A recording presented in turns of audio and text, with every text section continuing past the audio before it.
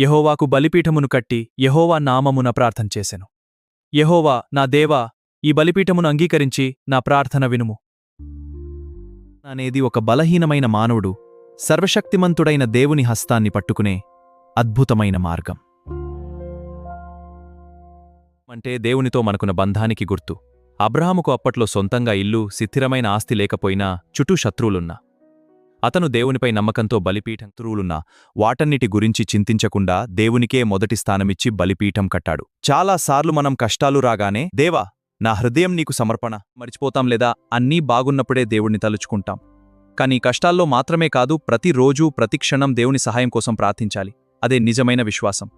ఎలాంటి పరిస్థితుల్లోనైనా మన జీవితంలో దేవునికే ప్రథమ స్థానమిచ్చినప్పుడు మాత్రమే మన బ్రతుకులు ఆశీర్వాదకరంగా మారుతాయి.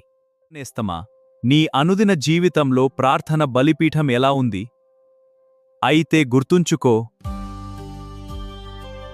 ఎంత పని ఒత్తిడి ఉన్నా, పరిస్థితులు ఎంత గందరగోళంగా ఉన్నా, దేవుని పాదాల చెంత గడిపే సమయమే మనకు కొండంత బలాన్ని ఇస్తుంది. అబ్రాహాం ప్రతి స్థలంలోనూ దేవుడిని వెతికాడు కాబట్టే ఆయన అతనిని చెయ్యి విడవలేదు. ఈ రోజు నువ్వు ఒంటరిగా దిక్కుతోచని స్థితిలో ఉన్నానని అనుకుంటున్నావేమో.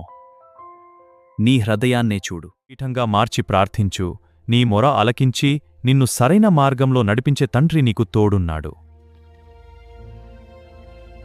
కాలపు దేవుని వాగ్దానం చూస్తున్న మీ అందరికీ నా ప్రత్యేక వందనాలు. వీడియోస్ మీకు నచ్చినట్లయితే షేర్ చేసి, లైక్ చేసి, కామెంట్ రూపంలో మీ అభిప్రాయాలు తెలియపరచమని కోరుతున్నాను.